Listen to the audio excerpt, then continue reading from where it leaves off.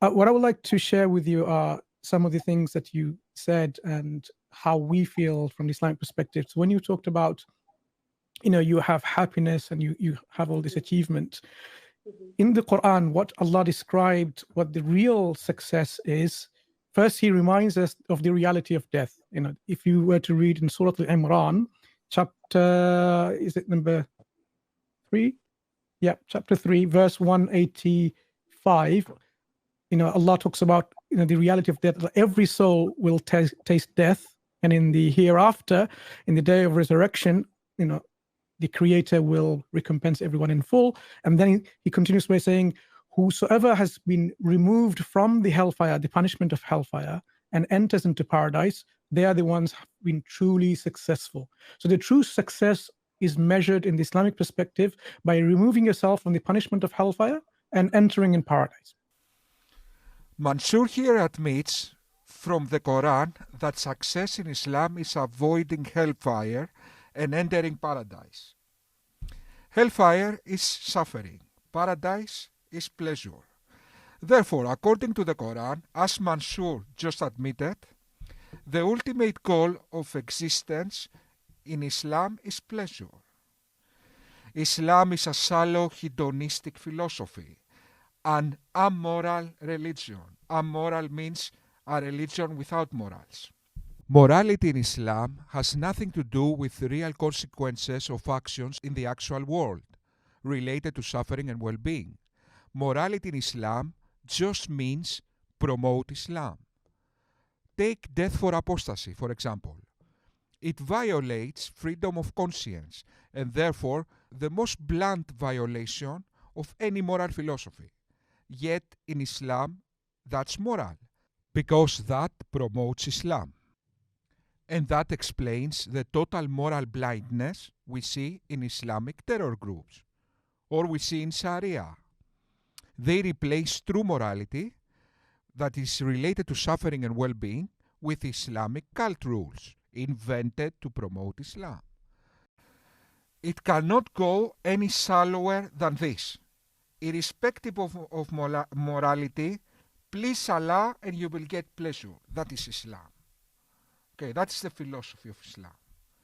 Okay, morality is whatever Allah says, and what is the end goal of existence? Maybe virtue, maybe I don't know, morality? No, pleasure. That is Islam. So that's the whole Islamic paradigm. Now, when we talk about being content and being happy, I mean, if you think about it, happiness and content and tranquility only comes when you're sure about something, when you're certain about something.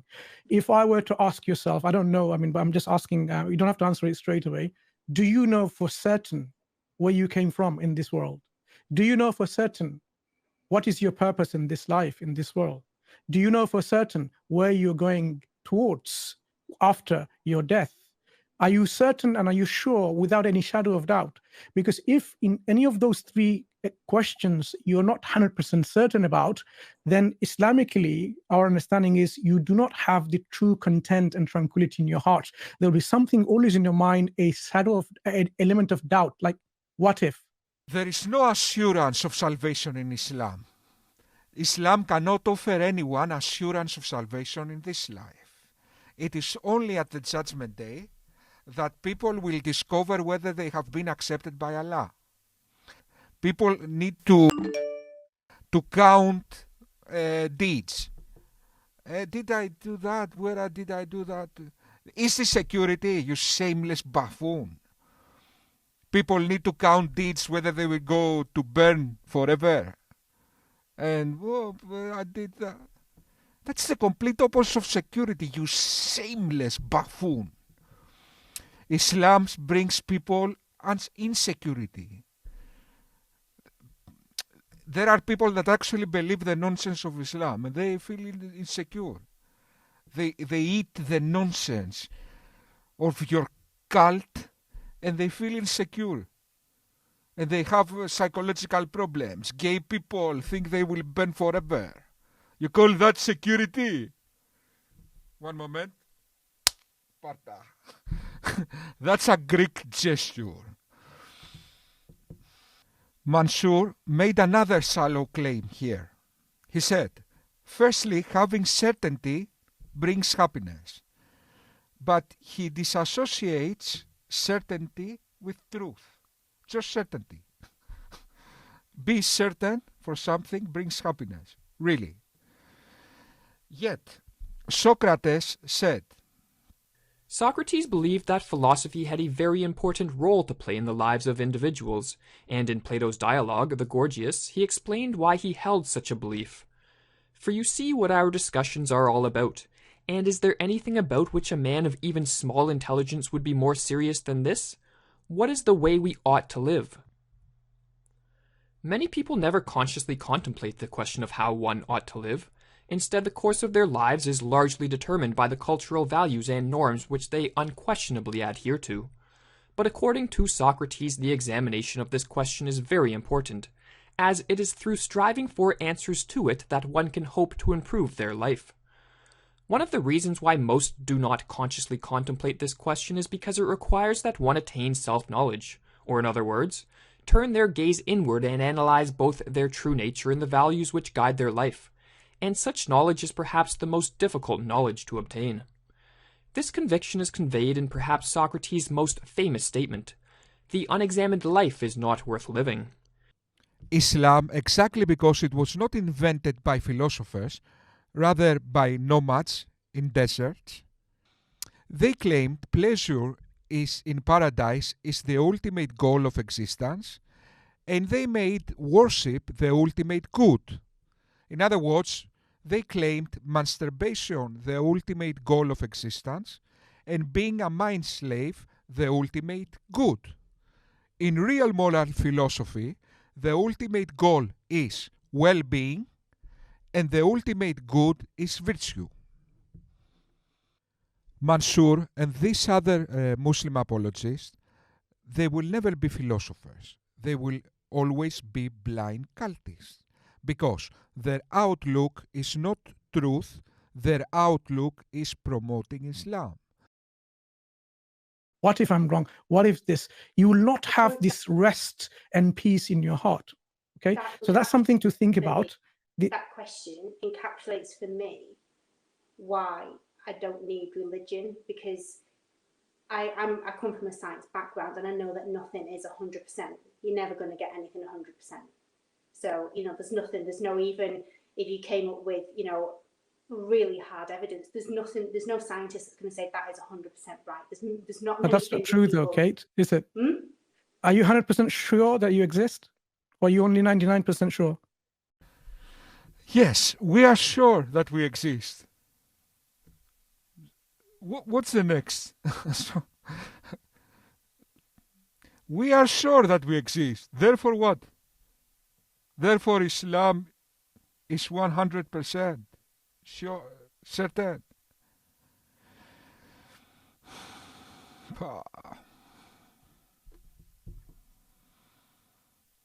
One moment, please.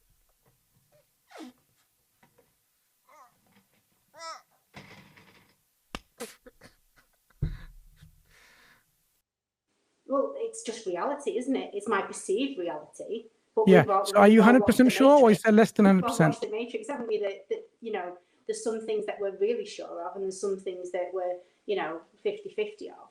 But for me, it's the doubt. If you're operating in that spheric of doubt, then that's not a quality place to be. It's like if that's what you're offering, is that maybe going from 95 to 100%, then I've already achieved the 0 to 95% on my own. I don't need that extra 5%, with the risk of everything that it might not be true. Okay, we'll come to this example in a moment, Kate. Are you saying you have some doubt in percentage-wise that your existence is there? Like, if I were to ask you in what sort of percentage you would put that you exist, 100% or less than that? Mansur, if I wasn't an atheist, okay, and I believed in God, demons, this kind of stuff, I would have been 100% certain that Islam is from the devil. 100. There is no doubt about that. Okay, is from the devil. Okay, the most obvious thing ever. I mean, come on. Come on, please. And this lady says, how are you certain that Islam is true? The religion of the devil. The 666. How you know? And you say, how you know you exist? What's the connection of those two? I don't get it. Well, I'd probably say, as I said, 99%. 99%. And where is this 1% doubt comes from? And why are you unsure that you may not exist? Because there's an element of 1% in there. Because my reality is only my perceived reality. But how can you perceive? How can you talk? How can you have a conversation with me when you may not even exist? Mansur, you cannot possibly imply that the certainty that we exist is analogous with the certainty Islam is true. What is the connection, my friend? I don't get it. Well, I suppose it's been okay with saying, I mean, don't know. can you even maintain a conversation with us here in this panel if you did not exist? That's what I'm saying. It's like, get comfortable with the idea that you can say, I don't know. So you want me to say, yeah, I exist, because we all exist, like, you know, as animals on an earth together. But in order for that to back up why religion then needs me to get to that 100% where I'm already at 95. Sorry, Kate. Value for that is not realistic for me. My apologies and for this interjection.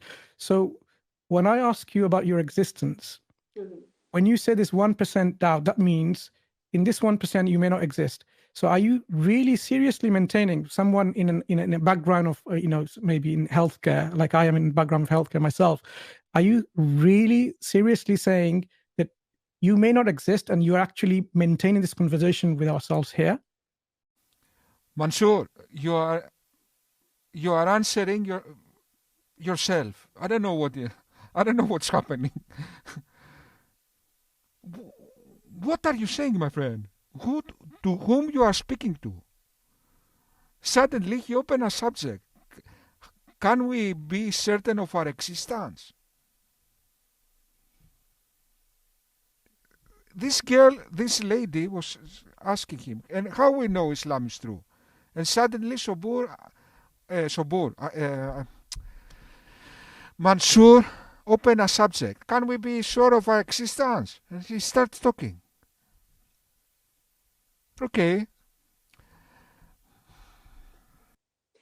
In the sense of, I know you're trying now to get me to say, I 100% exist by saying yes, because I'm here, because I can see my hands, I can, I can feel things, that I exist. It's like, well, I'm just a bunch of atoms that have come together and I have feelings, and then that is it. I don't know whether... Do these atoms exist in 100% in your understanding? Because if there were no atoms, there won't be any interaction in this SC Dawa live stream, would there be? Oh, not necessarily. Mansur, what that has to do with anything? Why you... Maybe you see a ghost. Maybe he sees a ghost. The sixth sense. I see dead people. This is Mansur. I see dead people. He starts talking to a dead guy. He says, imagine Mansur. The existence. I see dead people. What are you talking about? To whom you are talking, my friend? To whom you are talking? Do you see dead people in front of you? What's going on? The other thing you touched on, I want to share with you, when you talk about evidence, definitely, if you look at the Quran and how the Quran talks about the evidence for the hereafter, it can come in various ways. God gives us an example of, I'll give you 3 examples, how the evidence is provided in the Quran to make us certain. Number 1, God talks about how he created the human beings in the womb of the mother in several stages. And he then says, okay, this is how you will be resurrected again.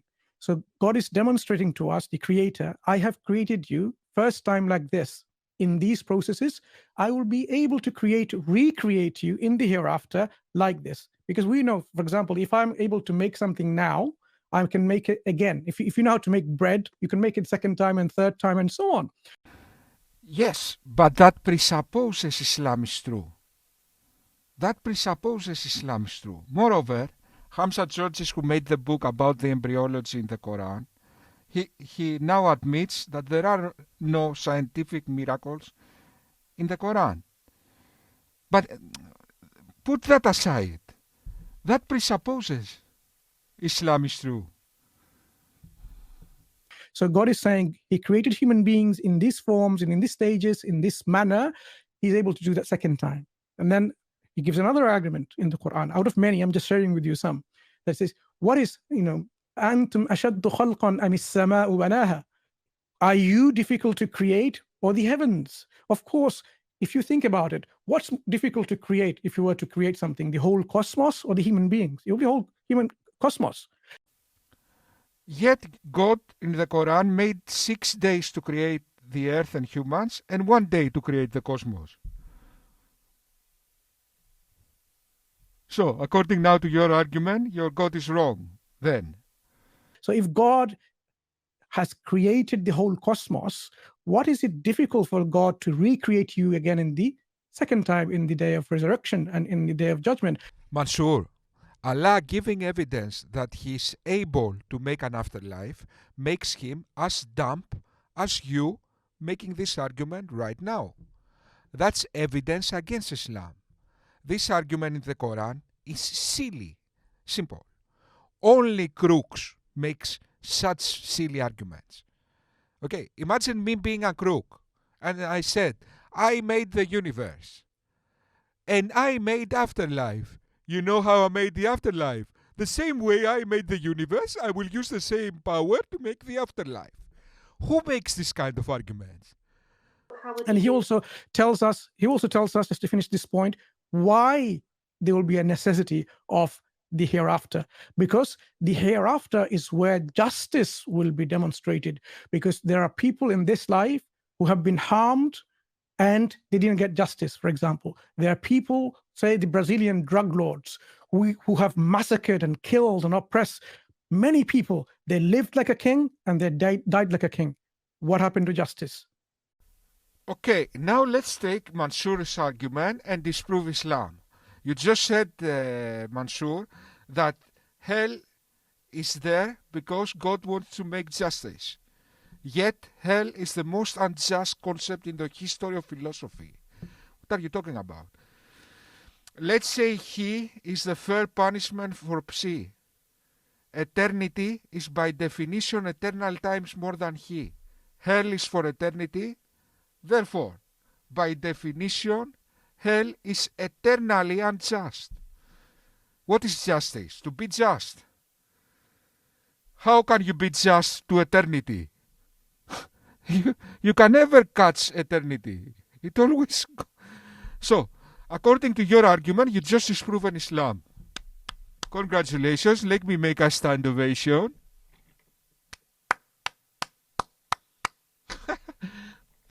Bravo, you idiot. Moreover, okay, set aside elementary mathematics because it's difficult for you.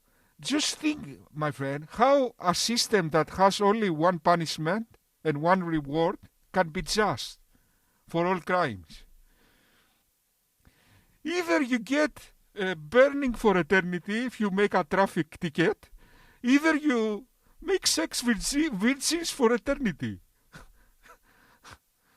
But it's just.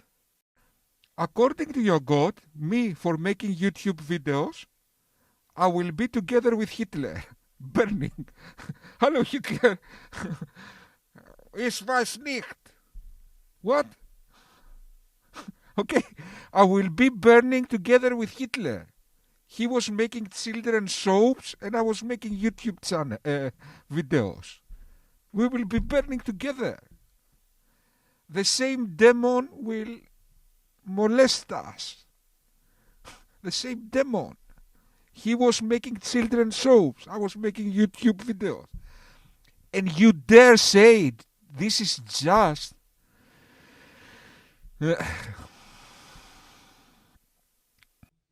You make other videos, you shameless buffoon, that you're trying to excuse why hell is just.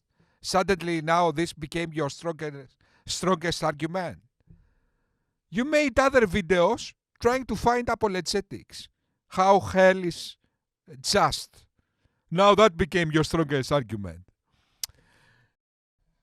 By the way, I made a video response. Is hell just? Mansur Ahmad refuted. Go see my video. They just died and that's it. Nothing happened to them. There are many oppressors, many murderers, many psychopaths, many criminals. They just get away and they die. Are you saying the result of the one who's a criminal and the one who's the victim, at the end of the day, they all make the same fate and nothing happens? First of all, who told you that justice is at the center of this universe? What is your evidence for that? Who told you that the universe operates with justice? Where did you see that? Where did you see that, my friend?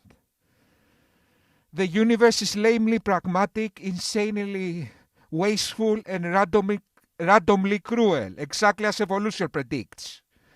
Secondly, who told you that Islam, the outlook of Islam, is justice? Who told you that? Osama bin Laden, my friend, according to Islam, he's in heaven as we speak. Your prophet, Muhammad, he was a mass murderer, a pedophile, an assassin, a torturer, a slave owner. Yet, he's in the seventh heaven. The outlook of Islam, contrary to what these idiots like you to believe, is only promote Islam. Okay, if you put a bomb with nails in a playground and you promote Islam, that's good. Okay, that is Islam. If you are a Gandhi and you are against Islam, you are in hell. That is Islam. Justice. Where did you find justice? Sharia is justice. Are you kidding us? Offensive jihad is justice. Killing apostates is justice. Dimnis is justice. I mean, how dare you? Okay, 1, 2, 3, 4, 5, 6, 7, 8. Yeah. Getting closer to pushing me off the laughing edge. I'm a loser. Sooner or later, you know I'll be dead. Getting closer. You're holding the rope and taking the fall. 'Cause I'm a loser. Yeah, yeah, yeah, yeah, yeah, yeah. I'm a loser. They're pushing me off the lively edge. Sooner or later, you know I'll be dead. You're holding the rope and making me fall.